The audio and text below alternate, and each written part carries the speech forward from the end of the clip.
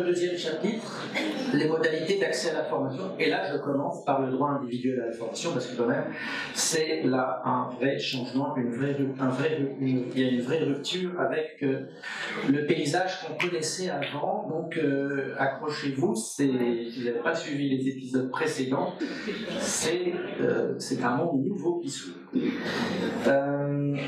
Le futur, mais le futur l'année prochaine.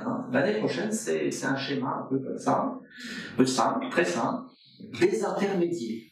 Monétiser des intermédiaires. Alors le mot important là, c'est plutôt des intermédiaires.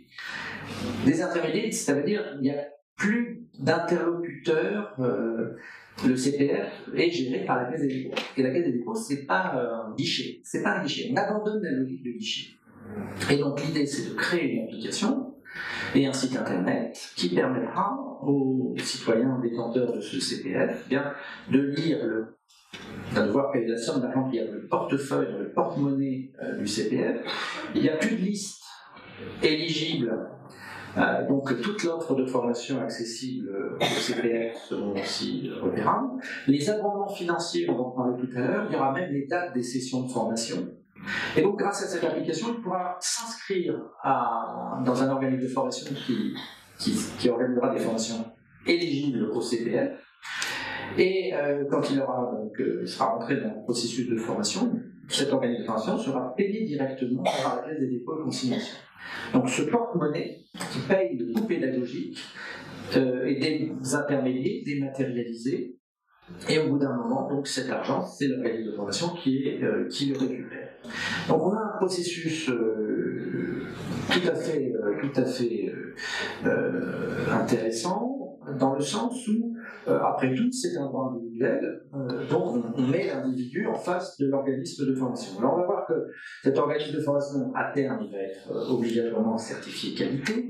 On va voir dans le slide un peu plus loin qu'il faut quand même qu'il propose une offre de formation particulière.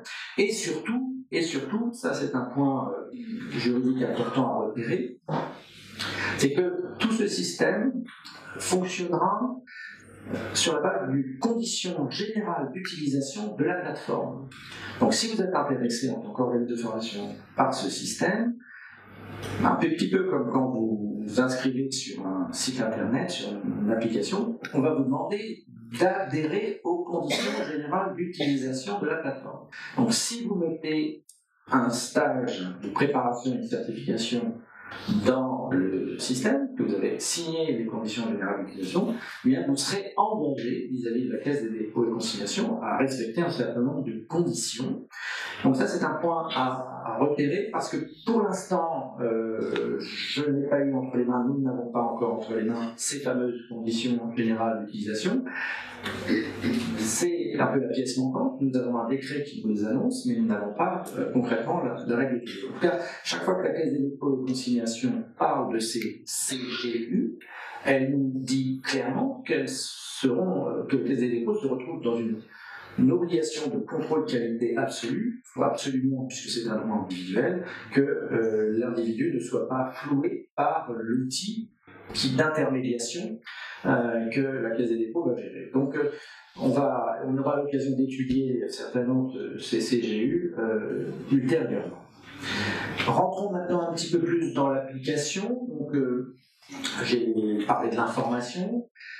Comparer, évaluer, les bénéficiaires du CPF vont laisser des informations sur la satisfaction qu'ils ont eue de la prestation de formation. Donc, on reprend des idées qui existent sur Internet.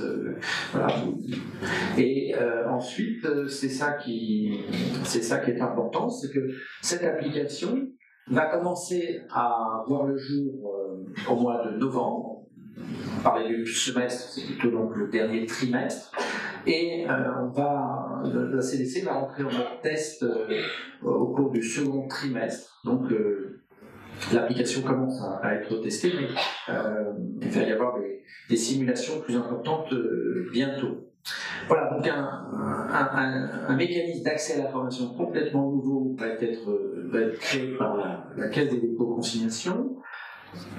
Sinon, en ce qui concerne les règles du CPF lui-même, En ce qui concerne les actions de formation accessibles, la grande nouveauté, c'est la suppression des listes élaborées par les partenaires sociaux. Ces listes avaient soulevé un certain nombre de problèmes. Le législateur est allé sur une solution très simple. Toutes les certifications professionnelles, qu'elles soient inscrites au répertoire national ou au répertoire spécifique, ce qu'on appelait avant l'inventaire, ou le bloc de compétences, toutes ces formations qui préparent ces certifications au bloc de compétences sont éligibles.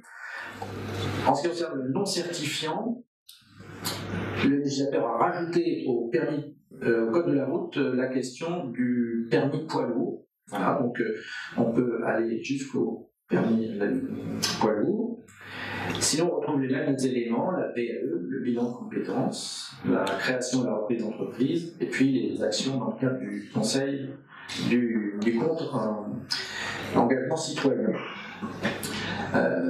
Important de voir que le CPF donne accès au bilan de compétences, puisque le législateur a supprimé le congé bilan de compétences.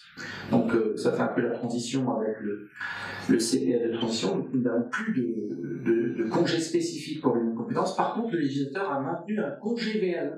Il y a un congé VAE qui est maintenu, congé VAE avec rémunération maintenu par l'employeur. Donc nous avons un encouragement du législateur à faire de la VAE. Par contre, le bilan de compétences, il n'y a qu'une seule porte d'entrée, c'est le CPF dans le cadre de logique individuelle. L'autre point important concernant la rénovation du CPF, c'est donc l'abandon des heures et le passage en euros. Donc il y a deux niveaux de mécanismes. Il y a le premier niveau. À partir de cette année, nous allons avoir une comptabilisation annuelle en euros. Cette année qui va passer va mettre l'année suivante 500 € de plus sur notre compte, dans une limite de 5 000 €. Et les heures que nous avions sur nos comptes l'année dernière, depuis le début janvier, sont devenues des euros. Donc il y a un mécanisme de conversion qui a été mis en place, et donc on sait maintenant qu'il est de 15 € de l'heure, ce qui fait que si vous aviez 150 heures sur votre compte, vous avez aujourd'hui 2250 heures qu'il faut percevoir comme un... J'ai dit les heures, ouais, oui, voilà, ancien temps, 2250 € pour acheter votre formation, indépendamment du nombre d'heures qu'elle fait. Hein. On abandonne. C'est pas que vous n'avez pas un droit à 15 € de l'heure de formation. Hein. C'est une conversion des heures en euros. J'anticipe la question. Voilà, donc la formation peut durer plus de 150 heures, comme elle peut durer moins de 150 heures. Dans mon exemple, la somme d'argent ne sert qu'à couvrir les dépenses de formation. Voilà, donc cette monétisation, elle a fait couler beaucoup d'encre. Ça ne serait pas suffisant. Les OPCA étaient plus généreux, certains finançaient à 40 € de l'heure. La ministre s'est justifiée, c'est le taux moyen. Les demandeurs d'emploi, Pôle emploi valorisé à 9,50 €, donc pour les demandeurs d'emploi, ça fait déjà un peu plus. Et puis si on regarde les 5 000 € de plafond, alors on n'y est pas encore à 5 000 €, mais si on divise 5 000 € par 15, ça fait 333 heures.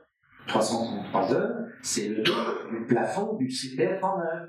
Donc on peut considérer que ce n'est pas 15 heures, 15 €, mais 30 € de la valorisation au bout du CPF monétisé. Voilà, donc je ne chercherai pas à justifier les 15 €, mais en tout cas, le système démarre avec des porte-monnaies CPF à plus de 2 000 € cette année. Et l'élément important à repérer dans cette affaire, c'est que c'est le barème unique. Alors que dans l'ancien système, selon l'OPCA, selon la branche, les taux de prise en charge étaient différents. Donc il y a une harmonisation peut-être vers le bas, vont continuer à dire certains, mais en tout cas, c'est la vertu de l'équité qu'il y a dans cette règle de convertir en euros les heures, et surtout c'est la solution pour que le droit individuel soit désintermédié. C'est beaucoup plus facile pour la Caisse des dépôts et consignations de gérer des euros. Voilà, il n'y a plus qu'à payer, puisqu'on a pu se poser la question de la valeur des heures. Voilà. Donc on peut confier ça à un opérateur national. Mais ce compteur en euros n'est pas à lui tout seul le CPF. En effet, il est prévu depuis le début que le CPF, le compteur du CPF à lui tout seul, ne couvre pas la totalité du coût. Il y a à côté du compteur les abondements. Le CPF, ce n'est pas un droit individuel qui garantit toutes les prises en charge. Le CPF, c'est que le coût pédagogique, il n'y a pas la rémunération, il n'y a pas les frais de transport. Donc, le CPF, c'est un peu... non, c'est pas le miroir aux alouettes. Non, le CPF, ça règle un problème, le coût pédagogique. Et ça pousse à... Et ça veut dire concrètement que c'est un droit qui pousse le salarié à aller vers l'employeur pour savoir s'il accepte ou pas que la formation se déroule sur le temps de travail. Si l'employeur accepte, il y a maintien de rémunération. Si l'employeur n'accepte pas, la formation a eu leur temps de travail. Mais dans cette négociation, se posera peut-être aussi la question du coût de la formation, parce que les 15 euros de l'heure, les 5 000 euros ne sont peut-être pas suffisants. Et donc l'employeur est aussi invité à couvrir les autres, le reste à charge. Donc il y a des abondements possibles. L'employeur est le premier de la liste, l'opérateur de compétences également. Et j'ouvre une parenthèse d'ailleurs, les opérateurs de compétences qui cette année continuent à financer le CPF peuvent faire comme l'année dernière en finançant des abondements. Donc cette année, c'est une année assez intéressante parce qu'il y aura des abondements des OPCO, alors qu'à partir du moment où il y aura la Caisse des dépôts et des consignations dans le système, il faudra que l'OPCO considère toujours, que les branches professionnelles considèrent toujours que l'abondement du CPF est important pour eux. Donc on va voir comment les choses évoluent en fonction de cette logique des abondements. En tout cas, les partenaires sociaux qui ont donc signé l'accord de 2018 sur la formation professionnelle, qui a donc préparé la loi de 2018, ont écrit beaucoup de choses sur les abondements. Ils croient beaucoup à la notion d'abondement à partir du CPF. Enfin, le texte dit aussi qu'il y a un reste à charge. Le texte annonce qu'il n'est pas anormal que les individus payent de leur poche dans le cadre du CPF. Donc c'est pas un droit. D'ailleurs, la formation continue n'a jamais garanti la gratuité de la formation aux bénéficiaires. Il y a un reste à charge qui est possible. Alors, deuxième volet concernant le CPF, c'est que le CPF, ça peut permettre la mise en œuvre d'un projet de transition professionnelle. Projet de transition professionnelle. Qu'est-ce que c'est? C'est une action de formation certifiante. Donc là, on est uniquement dans la partie droite du tableau de tout à l'heure. Donc les formations qui conduisent à une certification inscrite au répertoire national de certification professionnelle ou au répertoire spécifique. Et le texte nous dit permettant de changer de métier ou de profession. De changer de métier ou de profession. L'expression est à large. Mais ça cible énormément l'usage de ce droit individuel qui, lui, à la différence du CPF tout court, va garantir le maintien de la rémunération. Et donc, les partenaires sociaux ne sont pas mécontents de cette finalisation du droit individuel. Et il faut comprendre, et j'ai préparé des diapositives dans ce sens à la fin de cette présentation, parce qu'il faut comprendre que la question qui se pose dans l'entreprise, c'est justement qui est à l'initiative du départ en formation. L'employeur peut être à l'initiative, le salarié peut être à l'initiative, et les deux, ensemble, peuvent avoir le même projet.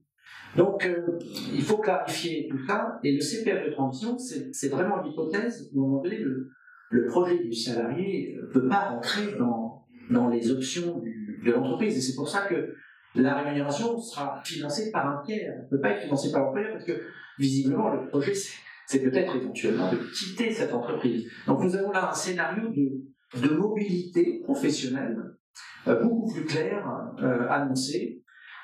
Et ce qui est intéressant dans cette expression, c'est que ça renvoie complètement à ce que les entreprises n'aimaient pas dans le congé individuel formation, c'est que ça cachait éventuellement une mobilité des salariés. Ben là, ça la met clairement en avant. Je veux changer de métier, je veux changer de profession. Alors, première hypothèse, ça sera possible dans la même entreprise. Seconde hypothèse, ça ne sera pas possible. Mais en tout cas, voilà, le scénario est beaucoup plus clair. Pas beaucoup plus clair. L'expression est un peu, il faudra la préciser. Qu'est-ce que c'est qu'un métier, qu'est-ce que c'est qu'une profession, mais c'est plus l'emploi. On est sur des ingrédients beaucoup plus ambitieux. Et naturellement, c'est la CEPIR dont je vous ai parlé tout à l'heure, qui sera la manœuvre. À partir de 2020, cette année, les FONGECIF, on m'a annoncé, je ne les ai pas encore eu entre les mains, mais on m'a annoncé un dossier, les dossiers sont prêts, je ne sais pas si on peut confirmer, mais les dossiers de transition professionnelle sont disponibles dans les FONGECIF déjà, et donc les demandes peuvent commencer à être financées par les FONGECIF dès cette année. Alors l'originalité du système, si vous connaissiez le congé individuel de formation, on trouve à peu près la même chose, mais c'est rajouter quelque chose d'important, c'est le positionnement. C'est une formation certifiante. Vous êtes prestataire pour préparer les certifications certifiantes, vous allez devoir obligatoirement proposer un positionnement. Actuellement, jusqu'à présent, le positionnement, il apparaissait dans le Datadoc, c'est-à-dire qu'il apparaissait comme dans des indicateurs qualité. Est-ce que vous êtes un prestataire capable de faire du positionnement? Là, vous aurez intérêt à l'être, parce que sinon, vous ne pourrez pas proposer de formation dans le cadre de cette transition professionnelle.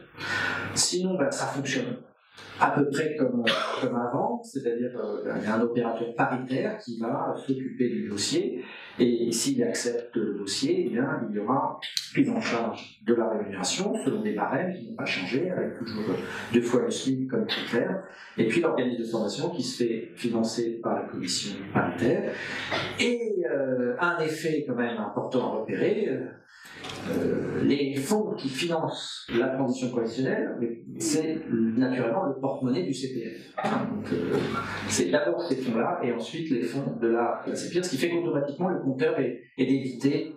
Le compteur géré par la Caisse des dépôts et consignations sera débité. Voilà. Dernier étage du système, le droit pour les démissionnaires. Alors, on continue un peu l'histoire de cette initiative du salarié qui ne se sent plus très bien dans son emploi, dans son métier. Là, avant de rompre le contrat de travail, il va voir la CEPIR, il bénéficie d'un conseil en négociation professionnelle. Et là, les partenaires sociaux, dans le cadre de la négociation sur l'assurance chômage, ont prévu qu'ils puissent bénéficier d'une rémunération de stagiaires, alors que normalement, quand on démissionne, on n'a pas de droit à l'assurance chômage. Enfin, il y a des commissions qui se penchent sur le dossier, mais là, c'est automatique, ce sera un droit. Et c'est donc, grâce à ce cheminement, si par exemple la CEPIR n'avait plus de moyens pour financer le projet de formation, ce salarié peut prendre le risque de démissionner puisqu'il aura droit à une rémunération pendant sa formation. Alors, peut-être aussi parler des périodes de transition, petite synthèse là-dessus. Donc le congé individuel de formation va continuer un peu encore à exister cette année parce qu'il y a eu des congés qui ont été financés l'année dernière, donc les FONGECIF continuent de les financer. Les FONGECIF commencent à financer le CPF de transition. On est concernant le CPF monétisé, donc ce sont les OPCO qui s'en occupent jusqu'à la fin de l'année, et la Caisse des dépôts et consignations donc a lancé son application au second semestre. Maintenant on sait que c'est au mois de novembre. À partir de 2020, donc c'est la Caisse des dépôts qui finance le CPF, et le CPF de transition sera géré par les commissions paritaires interprofessionnelles régionales. Concernant maintenant ce fameux CEP, Conseil en évolution professionnelle, d'abord savoir que le Conseil en évolution professionnelle est revu aussi dans sa définition. On attend un nouveau cahier des charges pour les prestataires de conseil en évolution professionnelle. Et il y aura dorénavant une différence entre le Pôle emploi, mission locale, Cap emploi et APEC, parce que, en ce qui concerne le CEP des salariés, je l'ai annoncé tout à l'heure, donc c'est France Compétences qui désignera dans chaque région l'opérateur et un financement dédié, on l'a vu tout à l'heure, provenant de France Compétences, donc financera la prestation. Donc nous attendons ce cahier des charges. Et il a bien été précisé que c'était les actifs occupés hors fonction publique, ce qui me permet peut-être de faire une petite focale sur la fonction publique. Les agents de la fonction publique ne sont pas concernés par cette réforme, c'est assez classique. La réforme de la formation professionnelle dans la fonction publique suit souvent celle dans le privé. Donc retenez bien l'idée que pour l'instant, je vous ai parlé du CPF des salariés, des demandeurs d'emploi, des non-salariés, mais rien ne change du côté des agents publics, territoriaux, hospitaliers ou d'État. Voilà.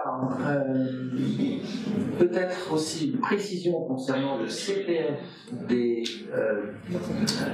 salariés en contrat de travail à durée déterminée.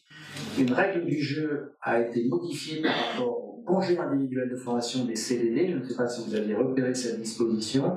Donc le CDD était un mécanisme très intéressant qui permettait pendant 12 mois après la rupture du contrat de travail en CDD de pouvoir aller voir son fonds GESIF pour partir en congé individuel de formation, donc un droit supplémentaire par rapport aux demandeurs d'emploi, parce qu'on était en ancien CDD avec un CDD d'au moins 4 mois dans les 12 mois précédents.